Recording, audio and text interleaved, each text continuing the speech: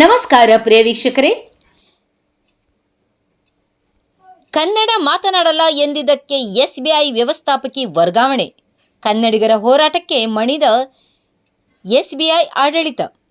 ಬೆಂಗಳೂರು ಆನೇಕಲ್ ತಾಲೂಕಿನ ಸುಯ್ಯನಗರದ ಎಸ್ಬಿಐ ಶಾಖಾ ವ್ಯವಸ್ಥಾಪಕಿ ಗ್ರಾಹಕರೊಂದಿಗೆ ಕನ್ನಡದಲ್ಲಿ ಮಾತನಾಡಲು ನಿರಾಕರಿಸಿದ ಘಟನೆಗೆ ಮುಖ್ಯಮಂತ್ರಿ ಸಿದ್ದರಾಮಯ್ಯ ಆದಿಯಾಗಿ ಕನ್ನಡ ಸಂಘಟನೆಗಳು ಹಾಗೂ ಸಾರ್ವಜನಿಕರಿಂದ ತೀವ್ರ ಆಕ್ರೋಶ ವ್ಯಕ್ತವಾದ ಬೆನ್ನಲ್ಲೇ ಆ ಅಧಿಕಾರಿಯನ್ನು ಬ್ಯಾಂಕ್ ವರ್ಗಾವಣೆ ಮಾಡಿದೆ.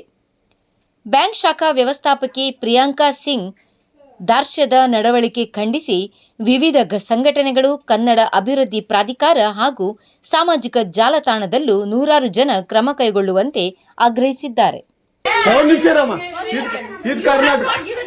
ಇದು ಕರ್ನಾಟಕ ಮೇಡಮ್. ಇಂಡಿಯಾ ಅದು ಕರ್ನಾಟಕದಲ್ಲಿ Kannada main first, Kannada first madam, Kannada first. ಈಗ ನೀವೇನ್ ಮಾತಾಡ್ತಾ ಇರೋ ತುಂಬಾ ಒಳ್ಳೇದು. ಮಾತಾಡೋದೇ ಇಲ್ವಾ? ಯಾಕೆ ಮಾತಾಡೋದಿಲ್ಲ? ಯಾಕೆ ಹಿಂದಿ ಮಾತಾಡ್ಬೇಕು? ಕನ್ನಡ ಮಾತಾಡ್ಬೇಕಲ್ಲ ಮೇಡಮ್. ಕನ್ನಡ ಮೇಡಮ್. ಮೇಡಮ್ ಇದು ಕರ್ನಾಟಕ, ಇದು ಕರ್ನಾಟಕ ಮೇಡಮ್. ಚೇರ್ಮನ್ ಮಾತಾಡಂಗಿಲ್ಲ, ಇದು RBI ರೂಲ್ ಇದೆ. ಆ ಸ್ಟೇಟ್ ಗಳಲ್ಲಿ ಆ ಭಾಷೆ ಮಾತಾಡಬೇಕು. ನೀವು ಮ್ಯಾನೇಜರ್ ಅಂದ್ರೆ ಯಾಕೆ ಮಾತಾಡಬಾರ್ದ? ಸರ್ ದಯವಿಟ್ಟು ಮಾತಾಡ್ಬೇಡಿ ಮೇಡಮ್. ಒಂದು ನಿಮಿಷ, ಕನ್ನಡನೇ ಬರಲ್ಲ. ಇರಿ ಸರ್, ಮಾತಾಡಿ ಮೇಡಮ್. ನೀವು ಮಾತಾಡಲ್ಲ ಮೇಡಮ್. ಸೂಪರ್.